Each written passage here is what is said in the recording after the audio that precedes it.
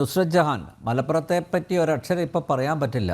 വലിയ വലിയ പ്രബുദ്ധത അവകാശപ്പെടുന്ന മലപ്പുറത്താണ് ദാരുണമായിട്ടുള്ള ഈ കൊലപാതകം നടന്നിരിക്കുന്നത്. ഇതിനെ ഒരു മരണം എന്ന് പറയാനാവില്ല, ഇതൊരു കൊലപാതകം തന്നെയാണ്.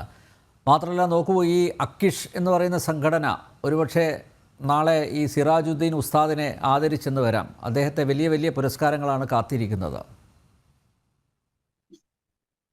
ഓക്കെ. ഇതിനെ പ്രസവ ജിഹാദ് പ്രസവം എന്ന് വിളിക്കാം. നമുക്ക് ഇതിനാണ് ജിഹാദ് പ്രസവം നമുക്ക് അങ്ങോട്ട് വിളിക്കാൻ. കാരണം ഇത് ശരീഅത്തിന്റെ കൂടെ പോവാന്ന് പറയണത്, ഈ ശരീഅത്ത് അതുകൊണ്ടാണ് നമ്മൾ പറയണത് ഈ ശരീഅത്ത് നമ്മളെ ഇന്ത്യ മഹാരാജ്യത്ത് വേണ്ട. ശരീഅത്തിലൂടെ പോയി പ്രസവിച്ചാല് ഇവരുടെ ഓരോ എന്താ പറയാ, ഇവര് പ്രസവിക്കാൻ പോയാൽ ആ ഹോസ്പിറ്റലിന് ഇവരുടെ അടുത്ത പ്രസവത്തിനുള്ള ഉദ്ധാരണ ശേഷി നശിപ്പിക്കും മുസ്ലിം ആണെങ്കിൽ എന്നാണ് ഒരു പഠിച്ച് ഞാൻ കേട്ടത്. അപ്പൊ ഇവർക്ക് കുട്ടികൾ ഉണ്ടാവാണ്ടായി പോവും, മുസ്ലിങ്ങൾക്ക് കുട്ടികൾ ഇല്ലാതാവാനുള്ള ഹിന്ദു ഡോക്ടേഴ്സ് കാണിക്കും. അപ്പൊ ഹിന്ദു ആയ ഡോക്ടറുടെ അടുത്ത് പോവാണ്ടക്കാൻ വേണ്ടിയാണ് ഇപ്പൊ മുസ്ലിങ്ങൾ കുറെ ഹോസ്പിറ്റലുകൾ തുറന്നത്.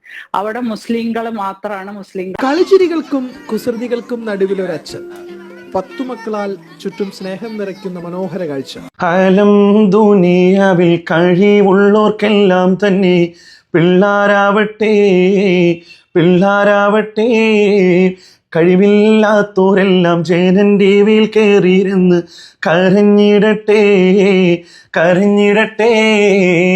സന്തോഷിൻ സന്തോഷം കണ്ടോടോ നമ്പ്യാരേ.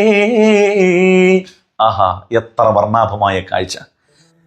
സന്തോഷേട്ടനും അവിടുത്തെ പ്രിയതമയും അവർക്കുണ്ടായ 10 മക്കളും അവരോടൊപ്പമുള്ള ആ സുന്ദര സുരഭിലമായ നിമിഷവും സന്തോഷമൊക്കെ കാണുമ്പം കാഴ്ചക്കാരായ നമ്മുടെ മനസ്സിലും വലിയ സന്തോഷമല്ലേ?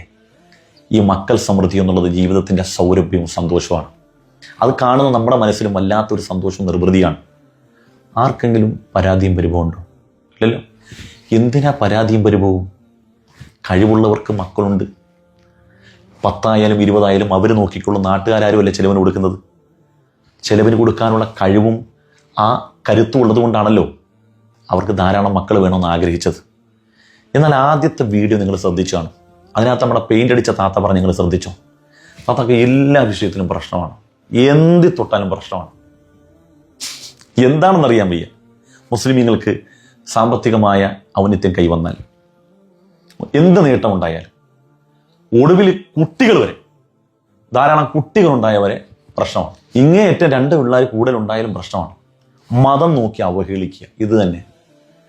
താത്താടെ ആരോഗ്യമുള്ള കാലത്ത് പറഞ്ഞോട്ടെ എന്നെ താത്ത, ആരോഗ്യമുള്ള കാലത്തോളം പറയട്ടെ. എന്തായാലും ആരോഗ്യം നഷ്ടപ്പെട്ട് കഴിയുമ്പോൾ പറയത്തില്ലല്ലോ. എല്ലാ വിദ്വേഷികളും വിദ്വേഷം പറയാൻ വേണ്ടി ഉപയോഗിക്കുന്ന ആരെയാ? ആരോഗ്യമുള്ള സമയത്ത് ഊർജ്ജസ്വലതയോടുകൂടി തോന്നിയാസം പറയുന്നവരെ. ഇതൊക്കെ നഷ്ടപ്പെടുന്നൊരു കാലഘട്ടം വരും. അന്ന് ഇതിനെയൊക്കെ ചവിട്ടുകുട്ടയിലേക്ക് ആളുകൾ വലിച്ചെറിയും. കാലത്തിൻ്റെ കാവ്യനീതി അതാണ്. ആരെല്ലാം ഉണ്ടായിരുന്നു, ഏതെല്ലാം വിദ്വേഷികൾ സമൂഹത്തിലുണ്ടായിരുന്നു, ആരെങ്കിലും അവരെയൊക്കെ ഓർക്കുന്നുണ്ടോ? ആർക്ക് വേണം? അവരുടെയൊക്കെ മുഖം ഓർക്കുമ്പോൾ തന്നെ ആളുകൾക്ക് ആർക്കിച്ചു തുപ്പും എന്നുള്ളതാണ്. സമൂഹത്തിൽ നല്ലത് പറഞ്ഞാൽ, എല്ലാവർക്കും ഗുണപ്പെടുന്ന കാര്യങ്ങൾ സമൂഹത്തിൽ പറഞ്ഞാൽ, സമത്വവും സമഭാവനയും ജനങ്ങൾക്ക് സമ്മാനിച്ചാൽ, നമ്മൾ മരണപ്പെട്ട എത്ര കാലം കഴിഞ്ഞാൽ ആളുകൾ നമ്മൾ ഓർക്കും. ഇപ്പം നമ്മളിതിനകത്ത് പറഞ്ഞു വരുന്നൊരു വിഷയം, ഇതിപ്പോൾ സന്തോഷിൻ്റെതായതുകൊണ്ടാണ് നമുക്കൊക്കെ സന്തോഷം, അല്ലേ? സന്തോഷിൻ്റെ അല്ലെങ്കിൽ എന്തെല്ലാം തോന്നിയ മാസങ്ങൾ കമൻറ്റ് ബോക്സിൽ എഴുതി. ചില ആളുകളൊക്കെ എഴുതി.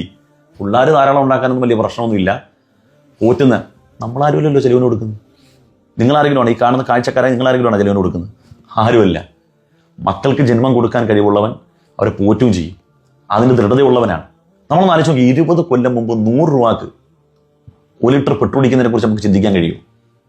പോട്ടെ, 2000 രൂപയുടെ ഷർട്ട് ഇടുന്നതിനെ കുറിച്ച് നമുക്ക് ചിന്തിക്കാൻ കഴിയുമോ? ഇന്ന് എല്ലാ മേഖലയും വിലക്കയറ്റം വന്നു. പെട്രോളിന് 100 ചില്ലുവാൻ രൂപയായി. 2000-3000 രൂപ ബ്രാൻഡ് ഷർട്ടിന് നമ്മൾ ഉടുക്കാതിരിക്കുന്നുണ്ടോ? പെട്രോൾ അടിക്കാതിരിക്കുന്നുണ്ടോ? സാഹചര്യം മാറുമ്പോൾ ജീവിക്കാനുള്ള വഴിയും ഉടയ തമ്പുരാൻ തരും. എല്ലാ കാലഘട്ടത്തിലും അങ്ങനെ. ഇനി ഒരു 10-20 വർഷം കഴിയുമ്പോഴത്തേക്ക് ഈ പെട്രോളിൻ്റെ വില ഇതൊന്നും ആകത്തില്ല, 500-1000 ഒക്കെ ആവും. ഇനി നമ്മളൊക്കെ മരിച്ചു കുറച്ച് കഴിഞ്ഞാൽ ചില തമാശക്ക് പറയുന്നത് പോലെ 1 ലിറ്റർ പെട്രോളിന് ചിലപ്പം 5000-10000 ഒക്കെ ആകുന്ന കാലം ഉണ്ടാവും. അന്നും ജനങ്ങൾ ജീവിക്കും. കാരണം ഏത് കാലഘട്ടത്തിലും ജീവിക്കുന്ന മനുഷ്യർക്ക് ജീവിക്കാൻ അനുസൃതമായ സാമ്പത്തികമായ വരുമാനം പടച്ചതമ്പുരാൻ നമുക്ക് തരും എന്നതുപോലെ നമുക്ക് 10 മക്കളുണ്ടെങ്കിലും 15 മക്കളുണ്ടെങ്കിലും അത് പോറ്റാൻ അത് നമ്മുടെ ദൃഢത പോലെ.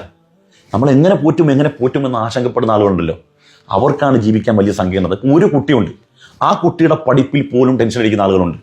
10 മക്കളുള്ളവർ ഒരു ടെൻഷനും ഇല്ലാതെ പുഷ്പം പോലെ ജീവിക്കുന്നവരുണ്ട്. പ്രത്യേകിച്ച് പെൺകുട്ടികളാണെങ്കിൽ എത്ര സന്തോഷമാണ്, അനുഗ്രഹമാണ്. നമ്മുടെ ജീവിതത്തിന്റെ ലെവല് തന്നെ മാറും എന്നുള്ളതാണ്. അങ്ങനെ ജീവിക്കണം, അഭിമാനത്തോടുകൂടി ആത്മബോധത്തോടു കൂടി ജീവിക്കണം. അല്ലാതെ ഇനി മുന്നോട്ട് എങ്ങനെയാണ്. ഞാൻ ഉദാഹരണം പറഞ്ഞുതരാം. ഈ അസിഡിറ്റി ഉള്ള ആളുകൾ, ഷുഗർ ഉള്ള ആളുകൾക്ക് രാവിലെ തന്നെ ഭക്ഷണം കഴിക്കണം അല്ലേ? നോമ്പ് കാലത്ത് എന്താണ് ഇവർക്ക് ആർക്കെങ്കിലും പ്രശ്നമുണ്ടോ? വയറ് സ്തംഭിക്കുന്നുണ്ടോ? ഗ്യാസ് ഒരു പ്രശ്നമില്ല. എന്തുകൊണ്ടാണ്? ഈ നോമ്പിന്റെ രാത്രി നിയ്യത്ത് ചെയ്യും. ഫജ്ർ സാദിഖ് മുതൽ സൂര്യാസ്തമയം വരെ ഞാൻ പടച്ചവന് വേണ്ടി വ്രതം അനുഷ്ഠിക്കുന്നു, നിയ്യത്ത് ചെയ്യും. അപ്പൊ ആ ദൃഢതയാണ് പിന്നീട് നമ്മളെ മുന്നോട്ട് പോകാൻ പ്രേരിപ്പിക്കുന്നത്. ഒരു ഗ്യാസും വരത്തില്ല, വയറ് അസ്വസ്ഥതയില്ല, വയറ് സ്തംഭനമില്ല. അത് മനസ്സിന്റെ ദൃഢതയാണ്. ഞാനല്ല ഇതിൻ്റെയൊന്നും പിന്നിൽ, ഞാനല്ല ഇതിൻ്റെയൊക്കെ പിന്നിൽ എന്നെ നയിക്കുന്ന ശക്തി എന്ന് മനസ്സിലാക്കുക. ആ ദൃഢതയുണ്ടെങ്കിൽ നമുക്ക് മുന്നോട്ട് പോകാൻ കഴിയും. വിദ്വേഷം പറയുന്നവൻ എക്കാലത്തും പറഞ്ഞുകൊണ്ടിരിക്കും, അവനൊന്നും ദുനിയാവിന്റെ വേസ്റ്റുകളാണെന്ന് മനസ്സിലാക്കുക.